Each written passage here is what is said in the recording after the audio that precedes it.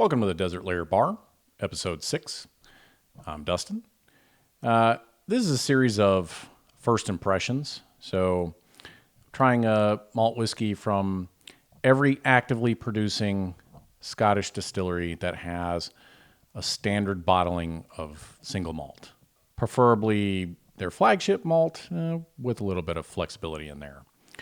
The point of this is to kind of establish a baseline of distillery character, help us figure out which distilleries want to explore more and maybe which ones I don't.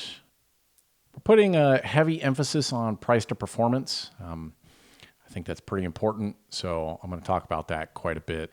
I don't want price to performance to be the be-all, end-all of how I approach a whiskey or a spirit or whatever, but it is pretty important, especially in this current ecosystem, so we need to talk about that. In reference to price to performance, one of the things I want to push is a spreadsheet. I know that's not glamorous or a lot of times what we want to think about when we're drinking whiskey or other spirits, but I think having a spreadsheet that really details price to performance and has a list of things so that you can compare them against other things is important. It's helpful and sometimes it's kind of interesting to look at as well. It's kind of a pain to sit down and type in a spreadsheet when you're trying to enjoy a whiskey. But again, I think it's pretty helpful. I've started a spreadsheet for this channel. I'll probably post that in the comments. That way everyone else can take a look at it. And potentially I'll try and put a static image of it here somewhere or over the top of my face or wherever I can manage to figure out how to get it in a video. We'll go over the spreadsheet after I review this. We'll talk about it a little bit more. Today we're reviewing BenRiach, the original 10. BenRiach is owned by Brown-Forman. They have Jack Daniels, Woodford Reserve, Glendronach, and Glasgow, so they have a lot of pretty high profile brands here. This one is 43% ABV. I do not believe it is chill filtered, and I believe it is natural color. I bought this in July of 2021. I paid $42 for this. One of the other things I want to talk about as well is how much a 50 milliliter pour is. Normally I talk about these in terms of, ounce and a half because I'm American and we use ounces, not milliliters, but generally, when I actually pour these things, I do pour in the milliliter measurement simply because almost all bottles are measured in milliliters, not ounces. So from here on out, I'll probably talk about this in terms of milliliters, not ounces, just to make it simple. Usually, I would do ounce and a half. I actually do 50 milliliters, 50 ml.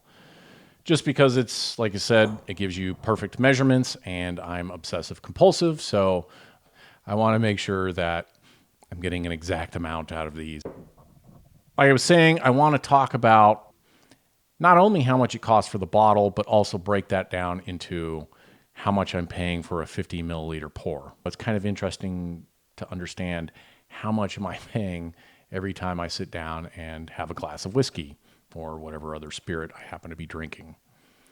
So for this one, I paid $2.80 based on what I paid for the bottle. Price locally, I found this for now, $65. So that's a pretty significant increase from what I actually paid for this bottle in 2021. Price online, I found it for about $51 converted to 750 milliliters. That's the other thing I'll talk about all this stuff in terms of 750 milliliters because that's what most of our bottles here in America come in. If I have one that's 700 or otherwise, I'll let you know and probably try and convert everything to what a 750 milliliter bottle would be. Let's go ahead and review this one. Smelt, sweet malt, unripe apple, pear. Is pretty typical Speyside. Taste.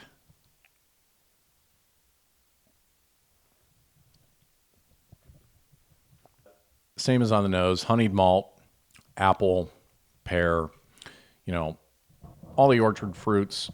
On the finish, More honey, a little bit of pear again. I do like on this bottle here, a lot of times they give you tasting notes and such, and, sometimes they're a little off, sometimes they're on. This one's relatively accurate, I think. So what I like here is they tell you maturation, you have a bourbon cask, a sherry cask, and virgin oak.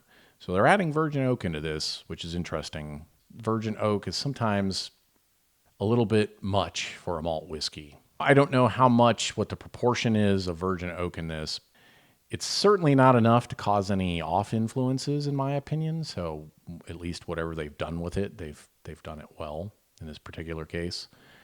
On the bottle here, they also tell you on the nose, you're going to get orchard fruit, honey, toasted oak. On the palate, ripe pear, nectarine, malt sweetness, almond, spiced vanilla. I don't really get the sherry spice or any of the nuttiness from this one specifically, but I'd say the bottle is fairly accurate on this in terms of tasting notes, so I'll roll with that. That's fine. I do like it also tells you smoke level is trace, so I don't get any smoke on this right now. This bottle is about 2/3 of the way gone, and it's been open for 3-ish weeks or so. When I first opened this neck pour, I definitely got smoke. That first neck pour, the smoke on this, the bottle tells you is a trace amount, and I'm sure that it is. But again, that neck pour on a smoky whiskey oftentimes going to have a lot stronger smoke in the smell and especially the taste. Whereas once it's been open for a little while, that's going to go away a lot of times, or it's going to diminish. And the same thing even with your heavily peated Islay whiskeys. A lot of times that first neck pour out of the bottle, a freshly opened bottle, is going to give you a little more smoke sometimes than after it's sat in the bottle for a while. It's pretty interesting. There's definitely a difference when you first open a bottle and when you let it sit for a little while, especially once you get a decent amount of headspace in there. And oftentimes, obviously, it's beneficial for a lot of bottles to get them kind of down to the shoulder, let them sit for a few weeks and come back to them. Just something to think about. There is a noticeable difference from when I first poured the very first glass out of this and now. Overall, though, this is it's kind of just another generic Speyside, in my opinion. It's interesting that first neck pour, I got some of the smokiness from it, and other than that, there's not much else I have to say about this. Score on this one, we're going to go 77 out of 100. My chalkboard there. Now that that's done, I want to talk about the spreadsheet a little bit more. Why I think it's kind of important to keep one and how it can be helpful. Looking at my spreadsheet here, as I shuffle things around. So to start with, we have the spirit name and what spirit it is. In this case, I've entered all the ones that we've tried on this channel here. Craigellachie, Key 13, Macallan, Balvenie, BenRiach, Glenlivet, Glenfiddich. The next column I have there is the score, how I scored it. Column after that is what I paid for the bottle. Again, that's adjusted to a 750 milliliter bottle. So in the case where my bottle is smaller than that or a different size, I have converted what the price would be, because we want to kind of look at everything in terms of volume, I think. So that way, all these malts are on the same playing field in terms of what I paid per liter, per milliliter, per ounce, whatever, for the volume of liquid. So price I paid for the bottle, adjusted to 750 milliliter. Price per 50 milliliter pour, again, it's interesting to look at. The date I bought it, the date I scored it, the price I can find it for locally, price I can find it for online. Both of those are on the date that I scored it.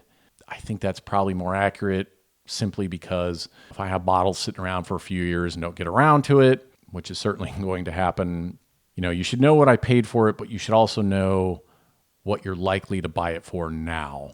So continuing down that, price online, price locally, what the actual bottle size was. I've put a category in here. Loosely, I will probably try to tell you cask maturation and whether it's peated or not peated. So sherry and bourbon, and whether it's peated sherry, peated bourbon, peated sherry, and bourbon. I think that's kind of the best way to categorize some of these in terms of just these broad flavor profiles of what we expect to get from them. Now, obviously, it's going to get a little kind of muddy there when we start getting into all these weird cask finishes, Armagnac finish and cognac finish and rum finish and port wine finish and all, the million finishes we have now. It'll get interesting. So I guess we'll have to figure that out as we go. Like I said, it's kind of just a broad generalization, so that way you can get an idea regionally. Whether I tell you Speyside or Islay or whatever, that's not always a great indicator of what you should expect from a whiskey. But cask-wise, maybe is a little better indication of what you should expect from a whiskey. So I've put that in the category. We'll play around with that. We'll see how it goes. Other than that, I've included a category for just any notes that I had. A price to performance, red for bad, green for good. We'll probably wait until the end of this series to really take a look at that, because I want to get some more bottlings in here before we really start looking at price to performance of these. And again, price to performance isn't necessarily everything. You run into these scenarios where maybe a whiskey's technical score doesn't necessarily reflect your enjoyment. And I know that sounds crazy. I guess the best analogy I can give of that is most major critics would agree that Citizen Kane is the best movie ever, but you're not likely to find that as many of their favorite movie. So there's something to be said for acknowledging maybe the technical score of something and your enjoyment of it are not necessarily always going to be the same. We should expect that they generally will be representative of each other, but there's some leeway in there, right? Like I said, I will probably post a link. That way everyone can take a look at it and hopefully encourage you to make your own if you haven't. Once you get a few bottles on there, you can start sorting and playing around with the list. This one is sorted with a primary sort in score. So it's going to be sorted from highest score to lowest score. And then it's going to have a secondary sorting of price from low to high. That's probably the best way to take a look at price to performance, right? What's the highest score? What's the lowest price at that score? So pretty simple, I think. That's it for this one. Remember, drink responsibly. Don't drink and drive. Use the rideshare apps. Don't be a dick. Thanks for stopping by. See you next time.